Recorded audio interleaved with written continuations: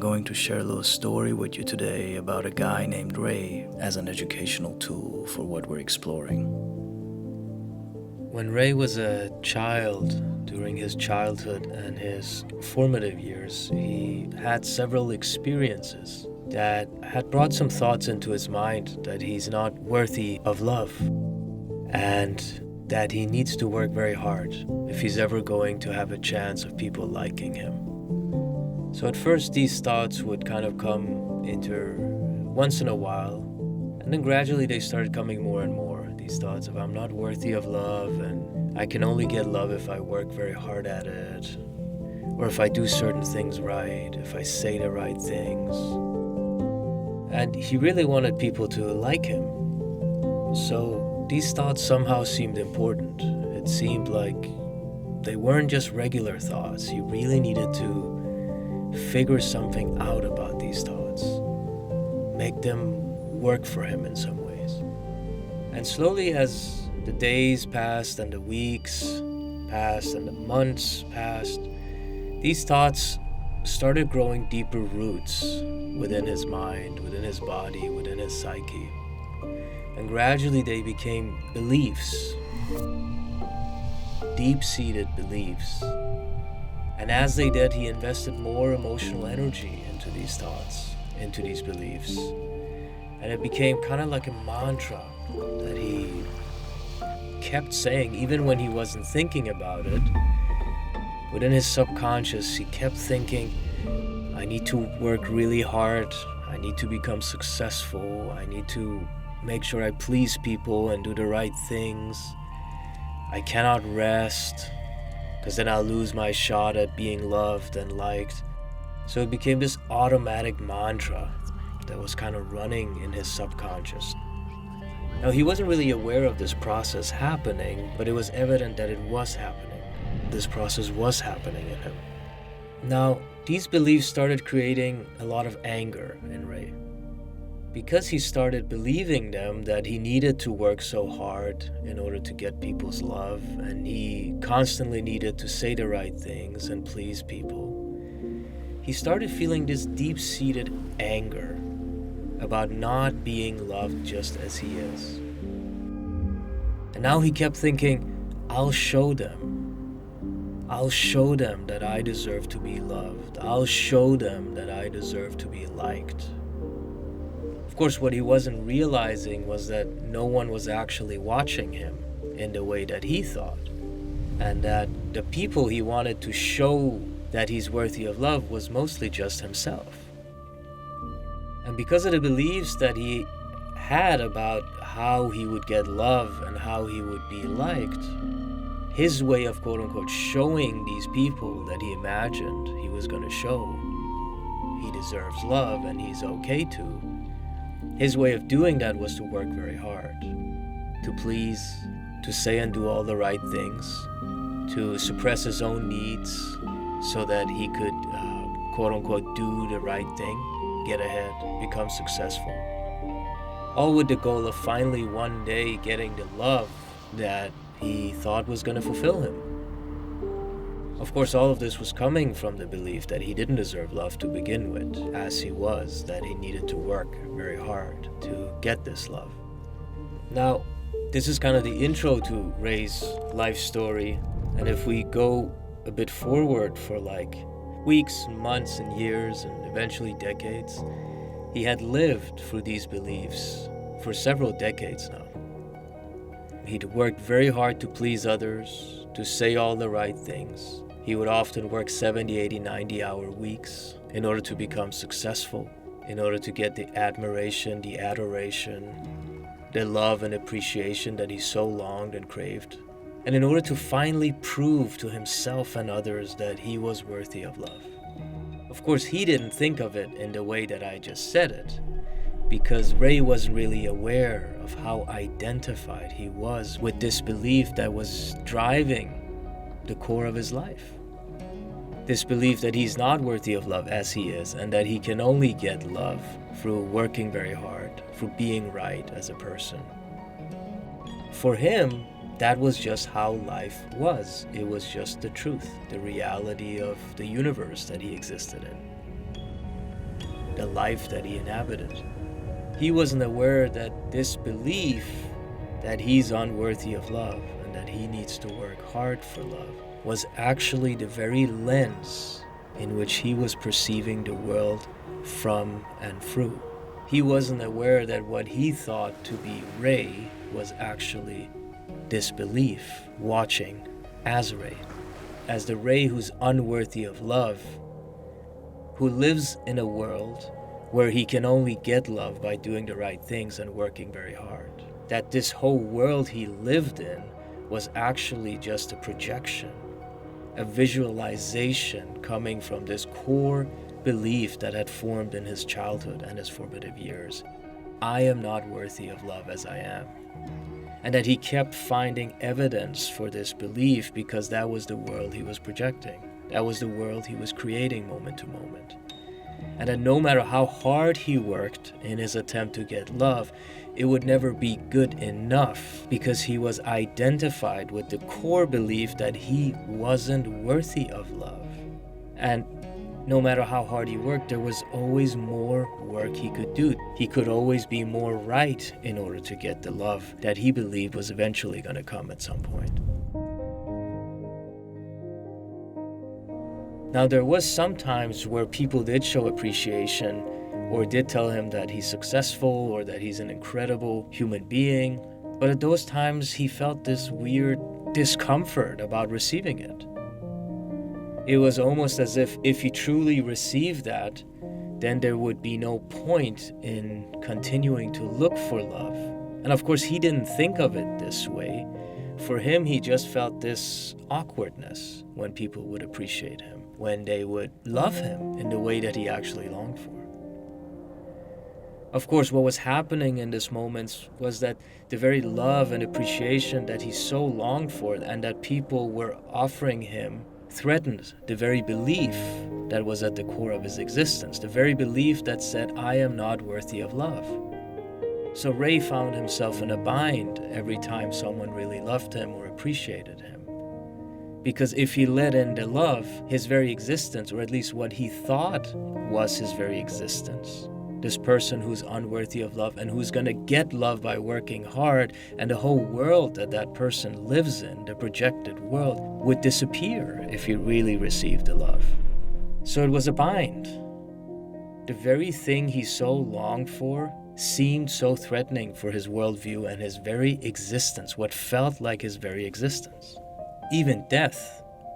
Because Ray took himself to be this one who is unworthy of love and who is moving through this world where if you work hard enough, you'll eventually get love. So you see the bind here. Even the very act of really receiving and letting that love in would feel like death to the one who is so convinced is not worthy of love. To this one that Ray had believed is who he is. When all it was is a belief that was formed by a bunch of thoughts that Ray had invested a lot of emotional energy in at some point in his life. Now he believed this belief to be him, the one who is unworthy of love, and he lived in the world of this one that he believed himself to be. So after decades of continuing to push himself in this way, one day Ray collapsed on the way home from work. He didn't know what was happening, but he eventually came to find out that he was having a nervous system breakdown. The years of endlessly pushing himself, putting so much pressure on himself, constantly trying to change himself, manipulate himself to get things right, to get ahead, so that he could finally prove that he's worthy of love, had taken a toll on him.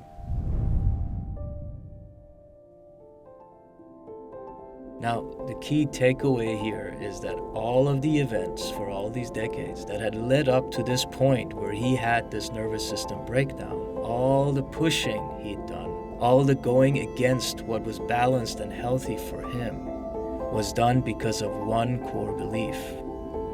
And that core belief was initially just a thought. But due to the emotional energy Ray had invested into this belief, I am not worthy of love as I am, it had become a very deep-seated belief. It was all caused by that belief and the surrounding beliefs that were born from this primary belief. For example, that if I don't work hard, I will never get the love that I want.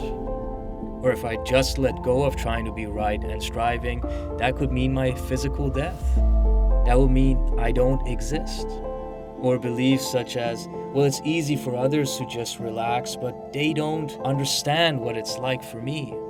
All of these struggles, all of the emotional pain, all of the physical effects that he had endured for all these years came from just this one core belief and the surrounding beliefs that had formed around it.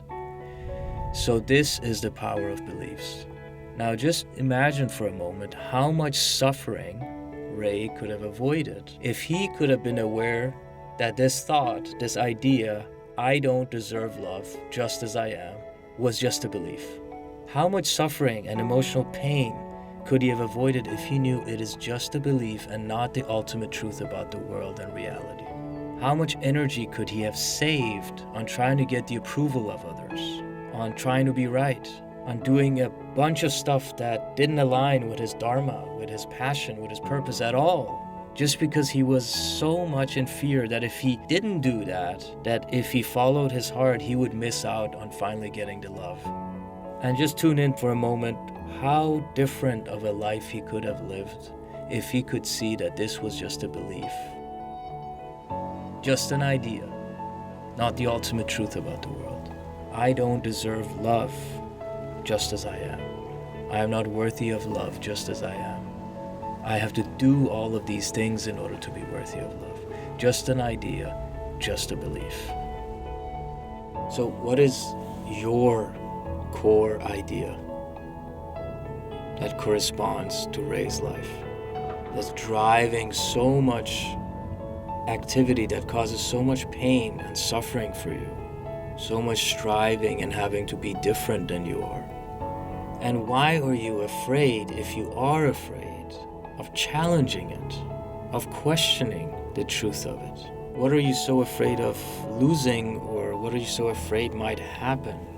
Many times it is this fear, like I explained with Ray's story, that it almost feels as if, well, my whole world would end without this idea. What would be here then?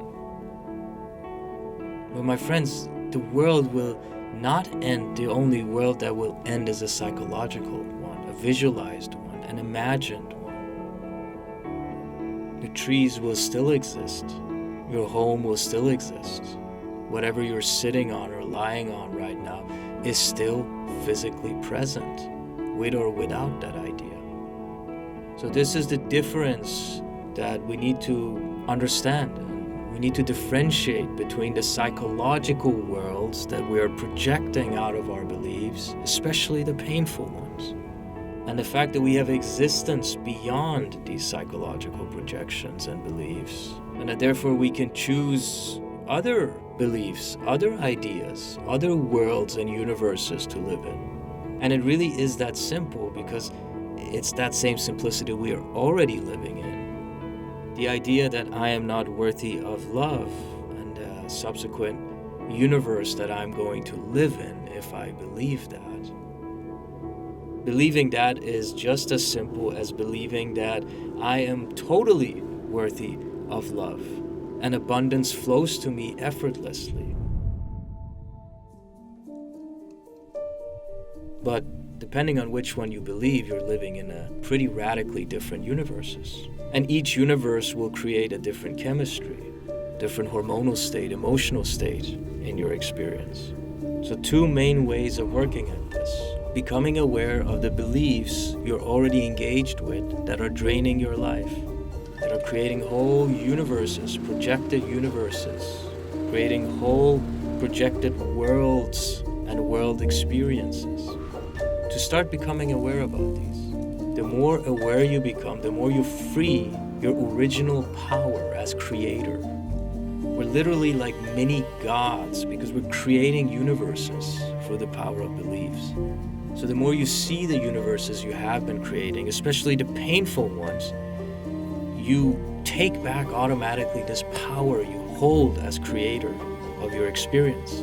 That's the first step. And the second step is, the more you reclaim your power as creator, the more you become curious and interested, like, wait a minute, what kind of world am I creating here?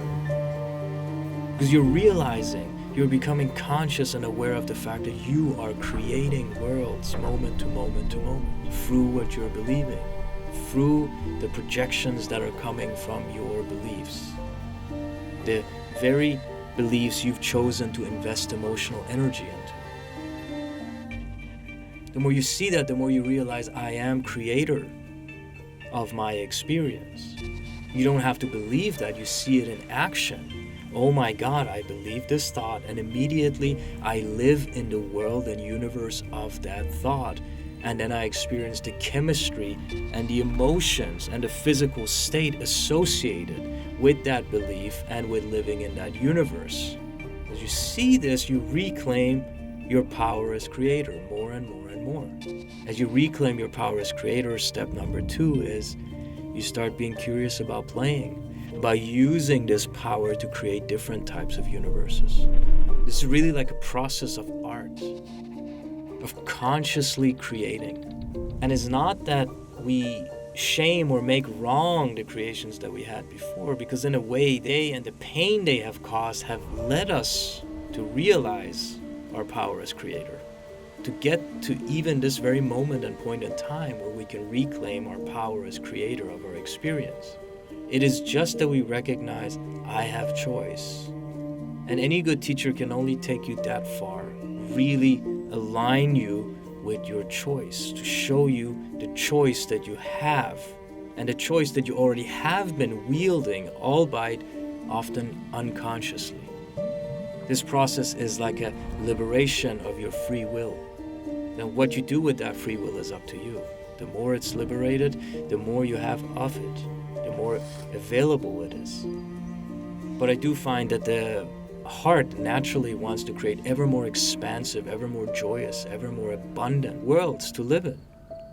Wants to dream incredible worlds of untold potential, of things that have never taken place before, things that have never manifested before.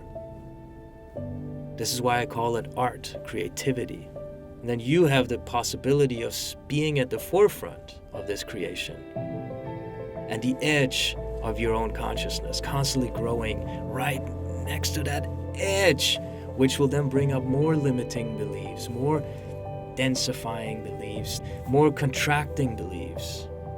And then you can see those beliefs and be like, oh my God, even this is a limitation.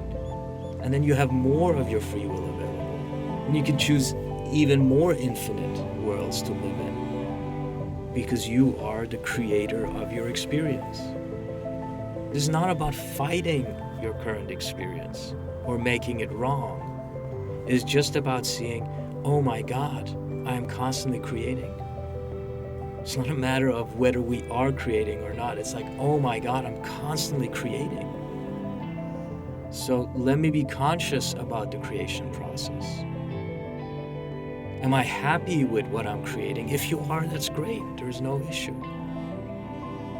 So this is what this life offers us. This life offers us the opportunity to be artists of love in this way. And this is the path of self-mastery. The more you master this process, the more free you are, regardless of what's happening in the so-called external world. Because you've seen so deeply how much responsibility you have, ability to respond. You've seen so deeply how powerful you are as a creator. That's it.